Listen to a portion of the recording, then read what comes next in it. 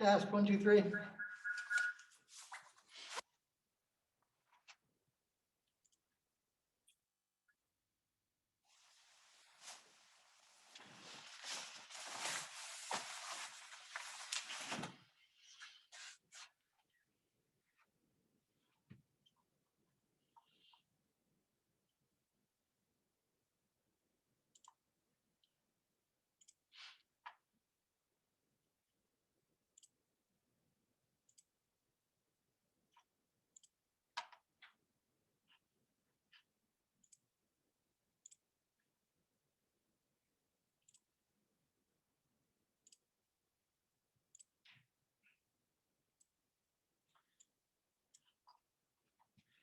So, as sad as it may seem to you, this is our last lecture. We are having a review session Monday. At this moment, it is still scheduled for 11 a.m. I have to see if I can actually get the room before that time. So expect to see a announcement on it if and when I can finalize that room time. That is, I would like to meet earlier, but if I can't, we're going to keep the 11 a.m. time slot and then go 11 to 1, I suppose. The exam, again, is a week from today. I believe it's at 2 p.m., but check your syllabus for that. It will be online, and I have to give to you the guidelines for how to take the exam, how to submit the exam. It will be either posted as an assignment, and it will have a very specific due date or date and time, so you only have 2 hours for the exam. Or it will be on the quizzes, so that's where you'll find it. But again, I'll be posting all those instructions long ahead of next Friday. And then also, should you have any questions and you need FaceTime or another discussion with me, email, telephone, or set up a Zoom meeting. And I have plenty of time next week to chat with you. So are there any questions before we start?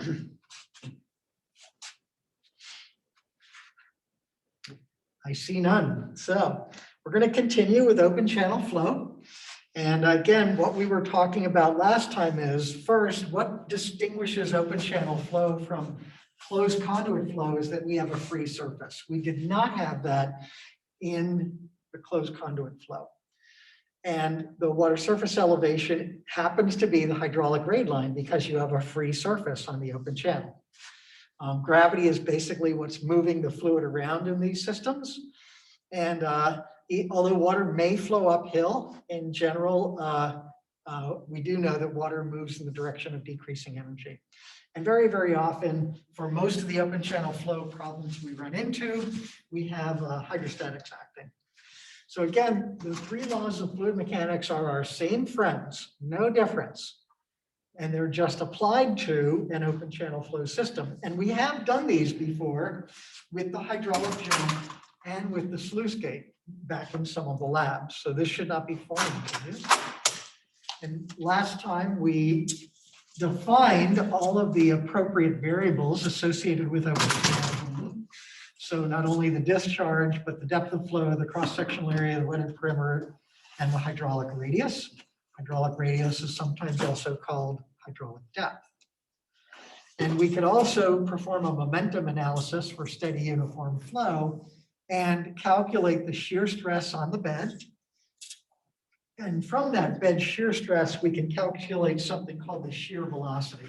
And I mention a lot of these because they're all in your reading. So for the energy equation, the energy loss term for the friction losses is calculated from the Manning equation.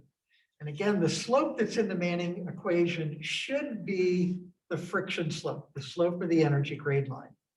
But very, very often for design or to get an approximation of what's happening, we'll use the bed slope. And it's actually much easier to put a survey rod on the bed of a channel than it is to put it on the energy grade line when you're in the field.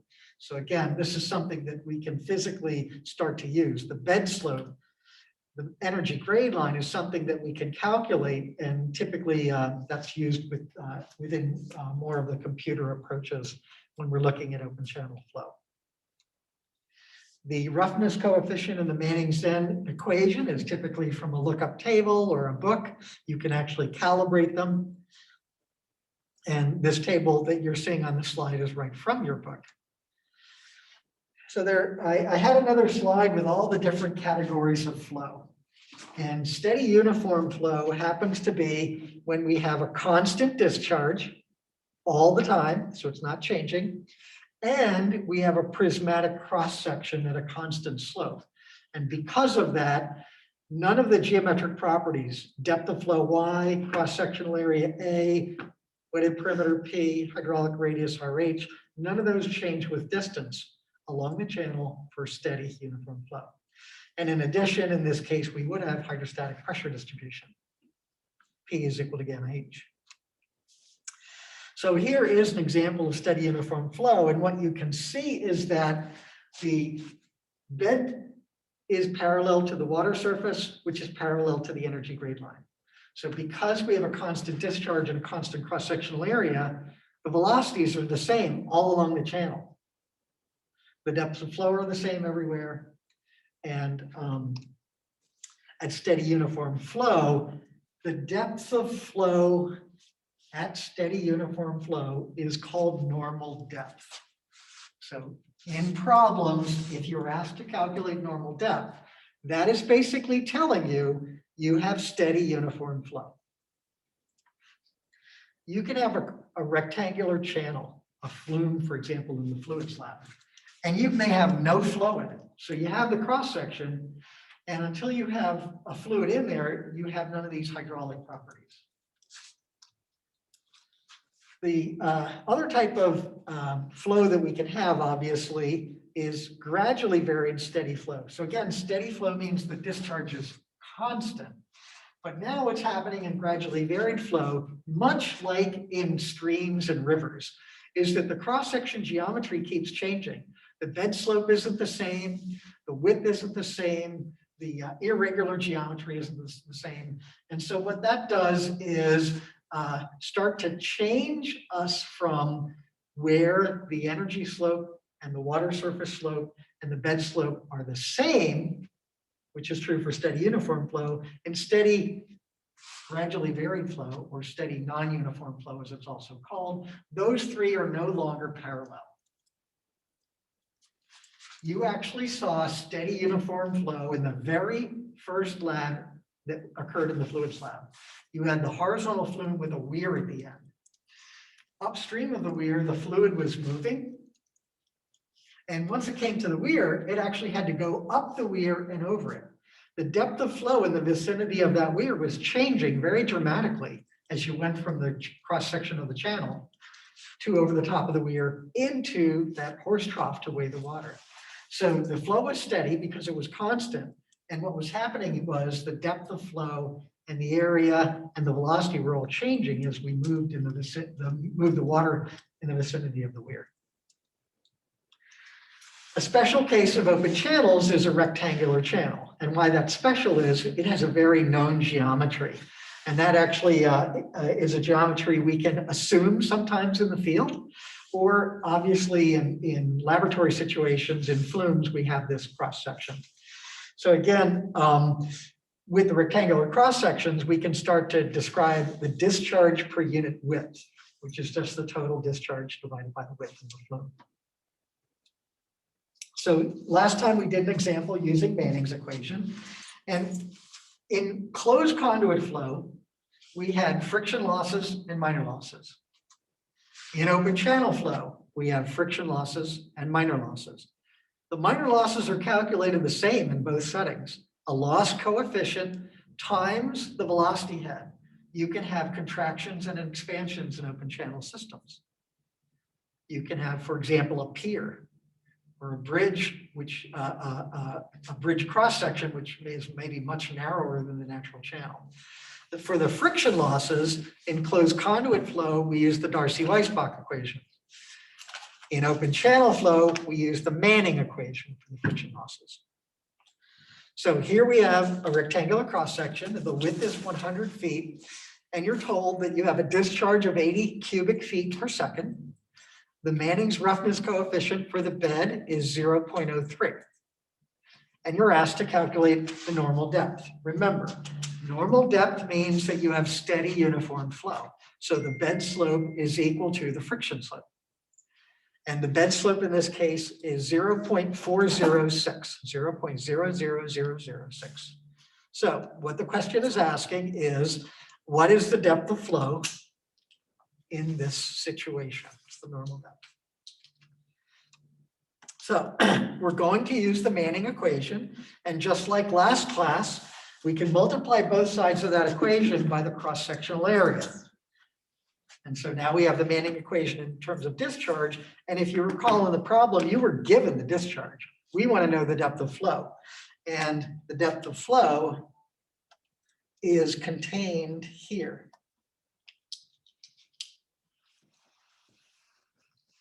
So the area is 100 feet times YM. That's the cross-sectional area. The wetted perimeter, again, for a rectangular channel,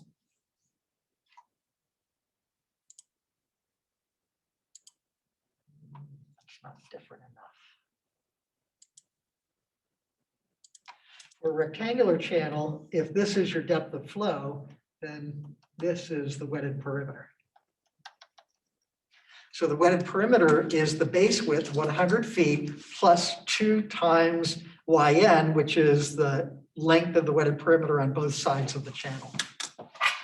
And so now we know what the hydraulic radius is. It's area over wetted perimeter, and that's what goes into the Manning equation on the second line of the slide. And so the discharge is given in the problem, 80 cubic feet per second. And the right-hand side, just substituting in all the numbers, 1.49 foot to the 1/3 per second. Again, very rarely will you see people put dimensions on that 1.49, but they actually exist. Times 0.03, 100 YN is the area. And then the hydraulic radius is 100 YN over 100 plus 2 YN times the slope to the 1/2 power. And because YN is buried in these terms, this defies a factoring of YN. You cannot simply factor YN out of this. So this would be a trial and error solution. Before we go to the trial and error solution, there's something called the wide rectangular channel assumption. And for rectangular channels, and maybe even some other forms, this is not a bad first guess, but it's an assumption, and you always have to check the assumption. So in this case, if you look at the hydraulic radius term, which is area over wetted perimeter, this was on the previous slide. For a rectangular channel, the area is BY, and the wetted perimeter is B plus 2Y. And what we do is divide numerator and denominator by B, and that gives you hydraulic radius is equal to the depth of flow Y divided by 1 plus 2Y over B. And if 2Y over B is less than 5%, as 2Y over B goes to 0, the hydraulic radius is just going to the depth of flow. And again, this is why sometimes people refer to hydraulic radius as hydraulic depth. It's not really the depth of flow, it's a hydraulic radius. So if we put this assumption, the wide rectangular assumption, into this equation, that complex term for the hydraulic radius is now just the normal depth to the 2/3 power. And what you basically have here is YN to the 5/3 power. And now you can factor this out of the equation and solve directly for the normal depth. So the wide rectangular channel assumption made a trial and error solution a direct solution. However, once you get your answer, you need to check and make sure that you met that requirement. So what we find is that the normal depth is 1.55 feet. And then we calculate 2y over b, and that turns out to be 0.03, which is less than 0.05, 5%. So that would be your answer, 1.55 feet. And I just wanted to show you an example of when it did work, but if it didn't work, or if you just want to start into the trial and error, and you can code this into Excel and just use the solver to do this for you. But the wide rectangular channel assumption is a good first guess in a trial and error solution. However, in this case, if you're doing trial and error, you set up the equation with all the knowns on one side and the unknowns on the other side. So for example, this was the equation we had with the full description of hydraulic radius. And everything that we know, the 80 CFS, 1.49 over 0.03 times 100 and 0.406 to the 1/2. That's just a number. So when you rearrange this equation, this is what you get. And now for the trial and error solution, what you do is assume Yn and see what the right-hand side is. And you keep guessing until you get a Yn value that gives you 2.079 on the right-hand side. And again, if you had a first guess, a decent way to get a good first guess is to use that wide rectangular channel assumption. But in this case, let's assume that we didn't know or we didn't use the wide rectangular channel assumption. So here you can see we're just guessing at values of y. And remember, the right-hand side, we want 2.079. So we guessed at 1, we get 0.897. We guessed at 2, 3.09. We want 2.079. So we know the answer is between 1 and 2 right now. And so what's happening is you're guessing at values of Yn and you're getting values of Q, discharge. Now I plotted this graph and Yn is actually the independent variable, but I put it on the vertical axis because typically we measure the depth of flow in the vertical.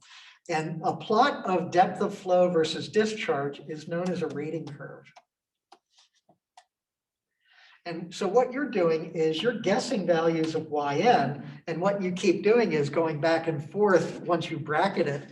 So we bracketed the real value 2.079 between depths of 1 and 2 feet.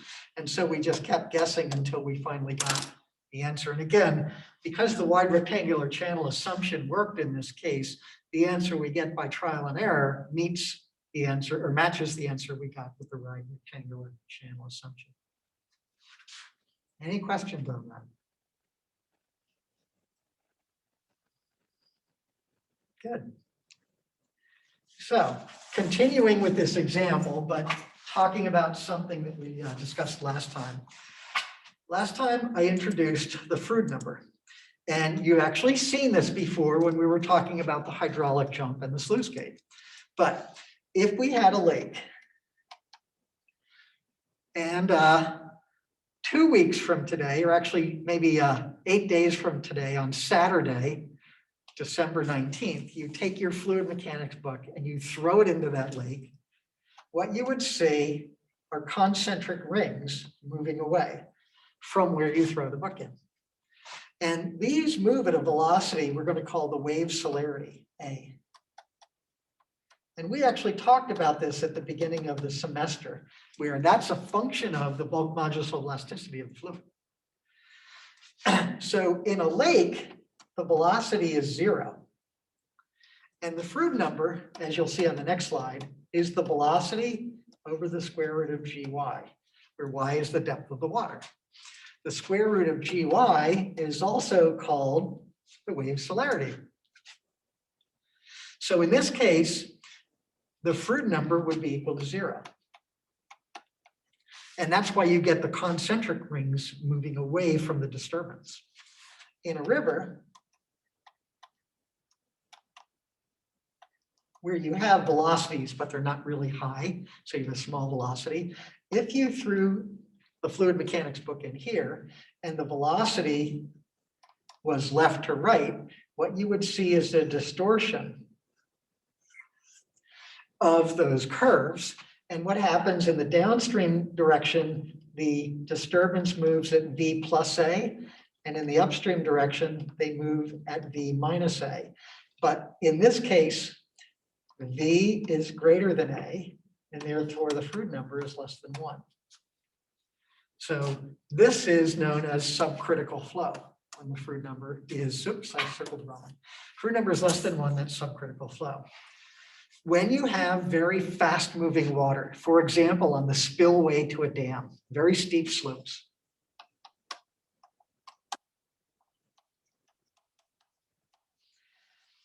If you threw the disturbance in here, and by fast moving, in this case, the wave celerity is greater than the velocity of the stream. What happens is the entire disturbance is washed downstream. So nothing can move upstream. This is supercritical flow. And this is actually important when you go into calculating open channel flow or using the energy equation in river systems.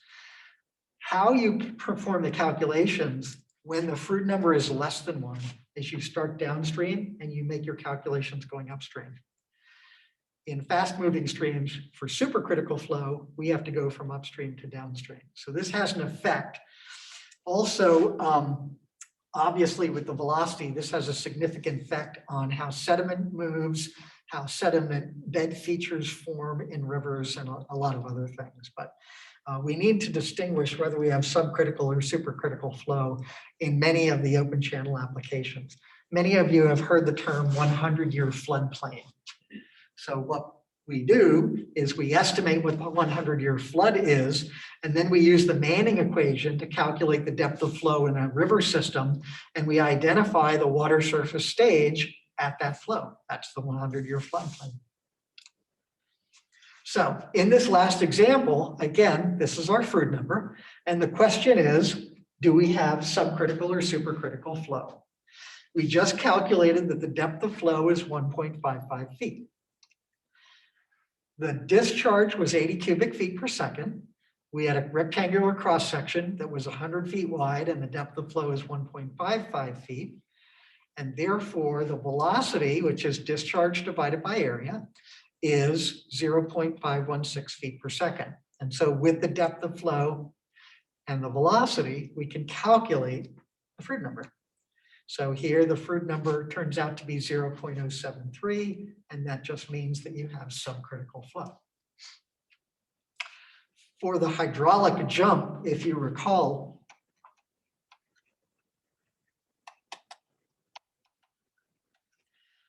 you had a horizontal bed in the lab, and you went from supercritical to subcritical. For the sluice gate, you did just the opposite. You went from subcritical to supercritical.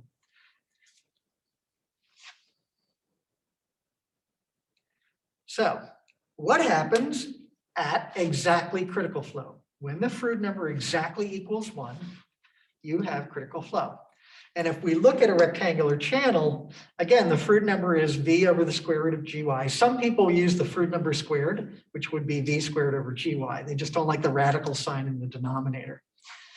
But if we substitute for velocity, discharge divided by area, then again, Froude number equal 1 is Q, the discharge, divided by A square root of GY.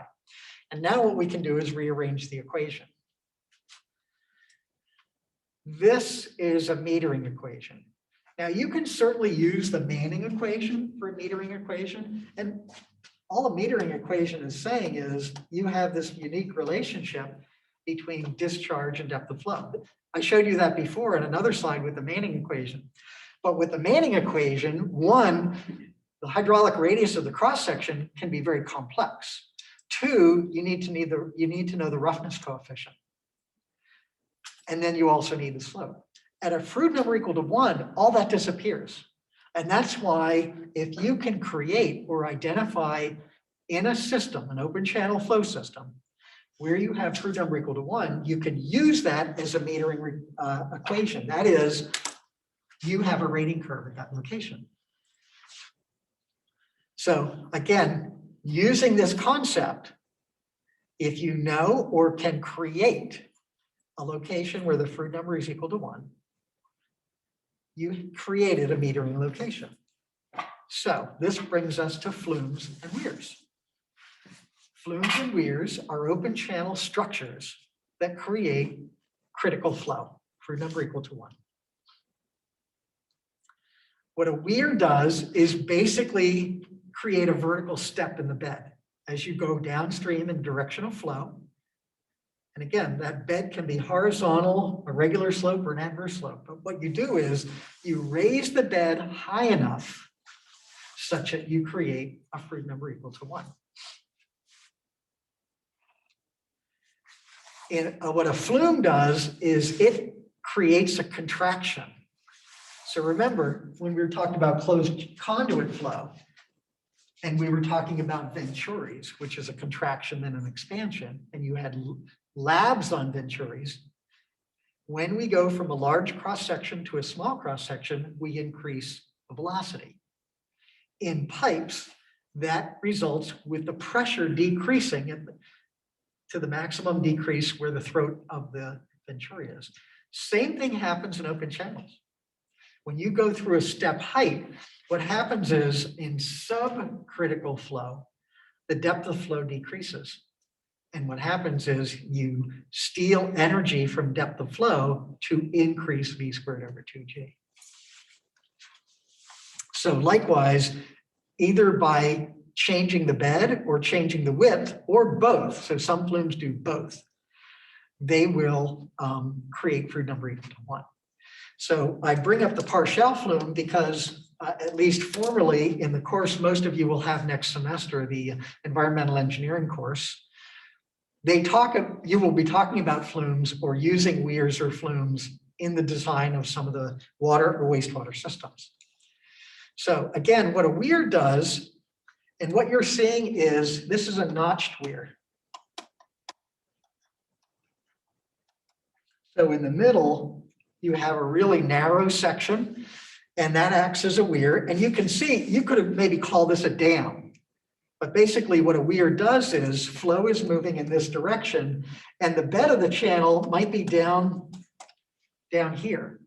And so the weir is acting as a dam or an increase in the bed elevation. And so if we looked at this in profile,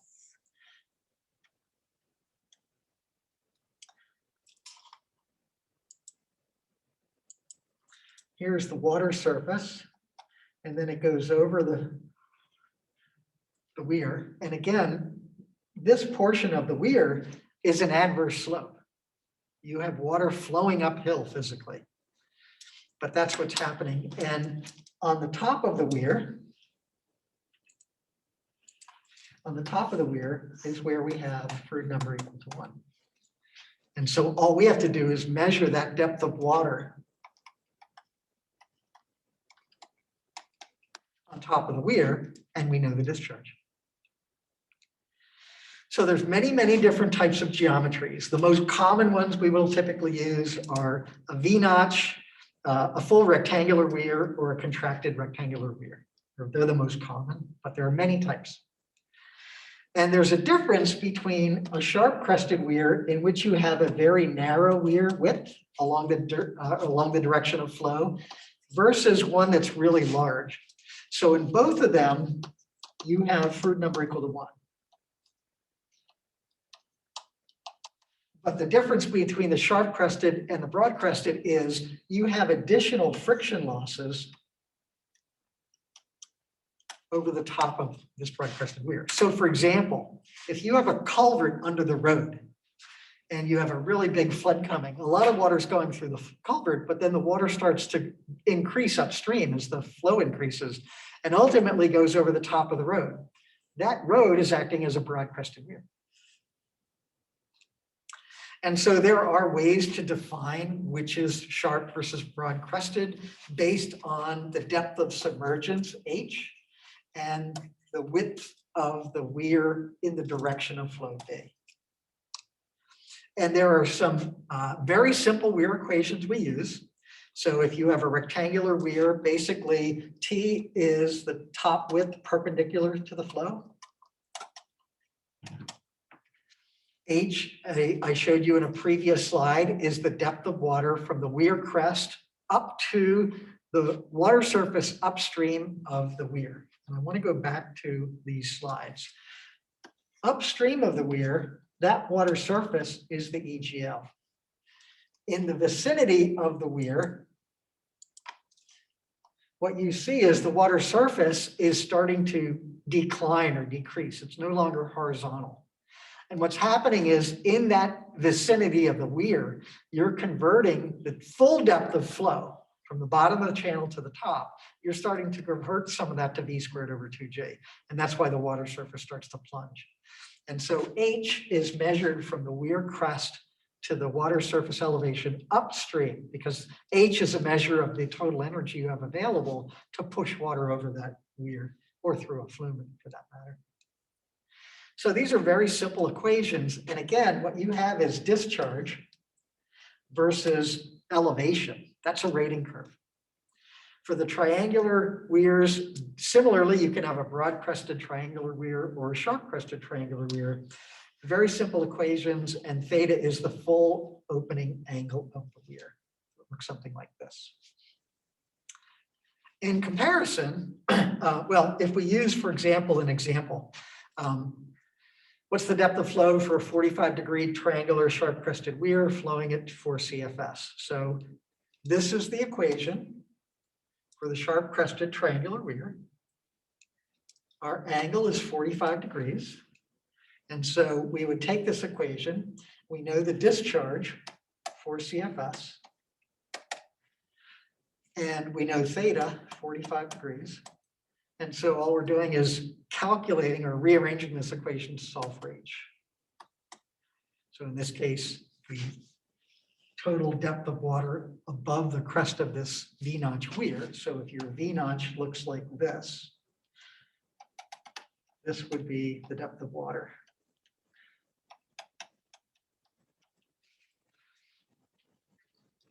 Not in the weir, because remember, the water depth in the weir is much less than this because it's in that location where the water surface is curving downward to go through the weir. And if we use the same weir, 45-degree V-notch weir, and we were asking the question, well, what's the rating curve? What you would do is vary H and calculate Q. So again, this is the equation of our sharp-crested V-notch weir. And now all we're going to do is put in everything we know. It's a 45-degree weir, and we're just going to put in values of H in a spreadsheet and calculate the discharge. So that's the rating curve. And again, it's something you can plot. A function like this is called a monotonically increasing function. That is, as you increase one state variable, the other state variable increases. Monotonically increasing function. So that takes us to the last few slides for the semester. Partial flume is something you will see again in next semester. They'll be talking about them, so you should at least be familiar with them. And what the Partial flume does, it's named after Ralph Partial, who was a professor at Colorado State University and built the initial prototypes for these, and they caught on like wildfire. So again, what you do is create a contraction for the throat. But you also have something that acts like a little rise in the bed. So again, just like what a weir does, a weir increases the bed elevation. And you're doing both the contraction and this little increase in the bed to force the flow to go to Froude number equal 1 in the throat. And when you know that, if you look in this flume, you measure the depth of flow. And again, with a very simple equation, it then translates into discharge. So again, you can put weirs and flumes in any setting you would like, and they help you measure the discharge. At the Stormwater Center on campus, we use weirs at the end of all the pipes. So we can measure the inflow hydrographs to all of our systems, and we can measure the outflow hydrographs to all of our systems. In natural channel systems, for example, a 20-foot wide river, you just can't put a structure out there. You can't just put in a weir because you want to. You would need permits to do that, even temporarily. And so very often in open channels, we actually may be stream gauging, just like Professor Kinner had you do in ENE 400. You would go out and measure the velocity across different locations across the stream, multiply that by the cell of each, where you're measuring cell width times the cell depth, the water depth in each cell times the velocity, and you calculated the discharge across the stream. It's a lot easier with a flume. So this is a wastewater treatment plant, and you can see where this flume has been installed. And they're very, very common. Typically, they're located downstream of where you do some initial primary treatment. So for example, after the comminutor or barminutor, where you're grinding everything up, and possibly after primary settling. So you don't have a lot of things that can clog this up. And then there are many other types of flumes. So I'm just showing you a trapezoidal cutthroat flume, and the other one on the right is an H flume. So very often in small streams, or where we're trying to measure stormwater flows in small swales, we'll install an H flume. And one reason why you might pick one flume over another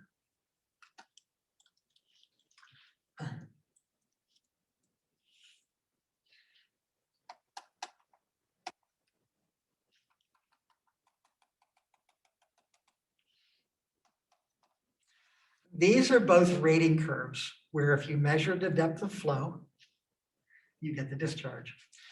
If you're interested primarily, for example, in high flows,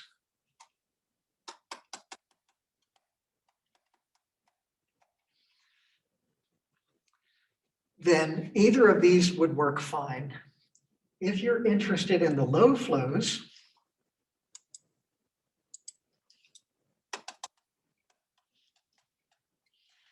the H flume would have a bigger change in depth of flow for a small change in Q. So it's giving you a better estimate of the discharge than the trapezoidal, because in the trapezoidal, a very small change in depth of flow, you have a big change in discharge. So you're not getting a lot of precision at the low ends with the trapezoidal flume.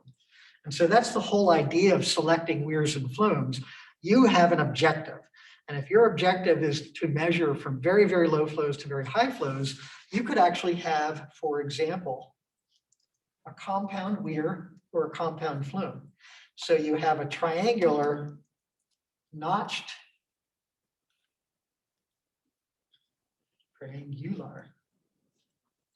You have a triangular notched inside of a rectangular. And what the triangular notch would give you is really good precision on the low flows. And then as you get to higher flows, again, what you're trying to do is, for any change in depth of flow, get a pretty good estimate of what the discharge is. You don't want to have there to be large variabilities. And again, in these open channel systems, these flow systems, very rarely is the water just sitting there nice and stable. It's always bouncing around because of waves, because of wind, because of waves created by the contraction itself, just like when you see bow waves and stern waves off of a ship. These features, wherever you have a change in the geometry, create waves. And so the water level is always bouncing around, and you're trying to get an accurate reading of the depth of flow and therefore the discharge. And if your depth of flow is bouncing around and you have a very flat rating curve, you have wide ranges in your estimates of the discharge. So I believe that's the last slide. And I'll open it up for any questions you may have in the remaining 15 minutes. And if you don't have any, then we'll let you go. Are there any questions?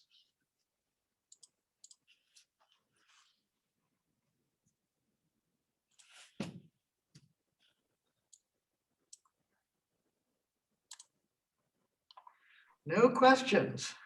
Actually, yeah, Professor, just one thing just to clarify quickly. So the final exam is still going to consist of the chapters labeled in the syllabus from the beginning of the year, correct? I honestly had a tough time hearing that. Could you please repeat that? Yeah, so can you hear me well now? No? I can't hear you. Could you just repeat your question? Can you repeat your question? Sorry, I was having a little trouble with the audio. Is that better? Yes, I can hear you now. Just repeat the question, please. Yep. So I was just wanted to double check. So the syllabus that you posted at the beginning of the year, the final exam still going to consist of the third section, all the chapters labeled before that final exam, correct? The final exam, or exam 3 as I like to call it, is not cumulative. It'll start where the last exam ended, And I have to go back to memory, but if I recall, on the last exam, you were responsible up through the boundary layer. Yep. Okay. I just wanted to double check. Thank Yeah, you. so there's no overlap, but of course, you can't forget anything from, the first part of the course, like fluid properties. So some of the stuff you just can't forget, but it's all the materials since the last exam. Any other questions? I have a question from one of the students about the format of the exam. Is that your zone? I thought I just described a remembered little that. bit? I thought I did that at the beginning of class. Oh, okay. I will be sending out instructions on the exam format because it's all online. And I do want to remind you that teaching evaluations and TA evaluations are available, and I believe they close today. So if you have any venom that you want to release, do your teaching evaluations for the TAs first, and then you can do the professor next. But seeing no other questions, I know it was a challenging semester for all of us. Thank you for sticking it out. And hopefully I'll see a lot of you Monday morning in the review session. There's a question about the crib sheet. How will the crib sheet work? The crib sheet works as it did in every other exam. You can have one crib sheet and you can write on any of the 6 sides. And the idea is that you're not, even though you're in your own room, you're not flipping through. If you have to do that, then you really didn't study hard enough. So I would like you to still have one crib sheet, and that's what you can be looking at on your desk. Obviously, all we can do is see your camera and you and your workspace from your camera. So that's all we can see when we're monitoring the exams. And again, I will be posting those, all the things we want to see for the exam. I need to post that next week.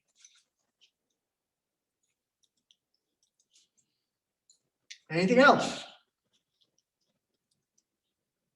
All right, then I'm going to stop the